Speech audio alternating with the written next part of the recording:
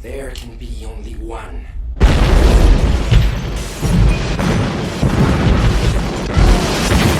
Well, the ROG Ally is the only handheld that I own right now. And it's been a great 6 months since the ROG Ally released. But the main thing I wanted to talk about today is if I'm going to stick to the ROG Ally as my main handheld, or if I'm going to move on to something else like the Steam Deck OLED. Now, my original thought while owning the original Steam Deck and the ROG Ally was exactly if I even needed an OLED Steam Deck, because the Steam Deck original is good enough. It's slightly heavier, it has an LCD screen, but it has basically the same software and hardware that the OLED has, minus the better battery. But the more I looked at the Steam Deck OLED and its specs, and seeing how many additions it added to the original Steam Deck, I came to the conclusion that I was just going to give away my original Steam Deck to somebody who deserved it, and maybe further on down the line, I'll own a Steam Deck OLED. But for now, the ROG Ally is more than enough. I don't play games handheld for more than about 2 to 3 hours, and I managed to get the ROG Ally to last that long. And if I wanted it to last a little longer, I could just use a power bank. But mainly, if I want a handheld to last a long time, I'm starting to think the Steam Deck OLED is that handheld, simply for the battery life. Some people are comparing the battery life of the OLED to the Nintendo Switch while you're playing AAA titles. And even though that battery life part really does bug me, the ROG Ally is still being updated by Asus and supported to have superior battery life sooner rather than later. And I'm not one to not appreciate everything I have. I do appreciate the ROG Ally, its 1080p screen, its controls, armory crate, and everything that's included with it. It is one of the best handhelds, if not the best handheld I've ever used in my entire life. And that's also counting the Steam Deck. But with the Steam Deck OLED, it's clear that Valve put a lot of work and thought into it. And if I'm being honest, I'm most likely going to get a Steam Deck OLED if the Steam Deck 2 or a 1080p version doesn't come out in the near future. I still want the SteamOS to be a part of my gaming life, and I want to see the progress over time. And it's always interesting to see what kind of changes Valve is making to the Steam Deck. And I can see them taking even more advantage of the Steam Deck OLED. Now, of course, it doesn't support Windows for now, but I'm probably not even going to put Windows on it, seeing how the original panned out in the long run. And besides, I have the ROG Ally for Windows. If I needed a handheld that supports Windows natively, I can just use that. That was originally what it was for. I still wanted access to SteamOS, but that Steam Deck OLED is looking a little better to me, especially after giving away my Steam Deck. Of course, I'm not regretting it. This is more curiosity. I wonder how long the battery can actually last, and I want to personally push the battery to its limits. I want to see if I can get games to last about 10 hours. But I hear that kind of feat is pretty easy to come by. So I want to see if I could push it even past 10 hours, because gaming on a handheld for about 12 hours was exactly how it was with the Game Boy SP, all of those older handhelds. Sometimes the battery lasted about 15 hours. That's the kind of battery life we got in the past, and now we get about an hour and a half with AAA titles. While before, the AAA titles were those side-scrolling games like Rayman, Pokemon, and sometimes Super Smash Bros. But for the time being, I am more than content with having the ROG Ally as my main handheld. Sure, it can't last as long as the Steam Deck OLED or anywhere near that, and I acknowledge that 100%, but it is still one of the best handhelds that pushes the envelope to what a handheld can be. It's still lighter than the Steam Deck OLED, and it has a higher resolution screen. I still think those are resounding positives compared to the Steam Deck OLED. The battery life is literally the only thing I'm looking forward to when I do get my Steam Deck OLED, and I really wanted the limited edition, but it seems like those are having some issues here and there. But yeah, right now, if you were to ask me, would I give away my ROG Ally for a Steam Deck OLED? Hell no. There's no way I would have a Steam Deck OLED without having an ROG Ally. They're two sides of the coin that I desperately need. And the ROG Ally has proven to be essential in my gaming console collection. It's made me completely ignore my PC, PlayStation 5, and Xbox consoles. And it's clear ROG Ally still has a very long way to go. And that doesn't mean it's a bad thing or that the handheld has a lot of flaws. It's more of a positive expression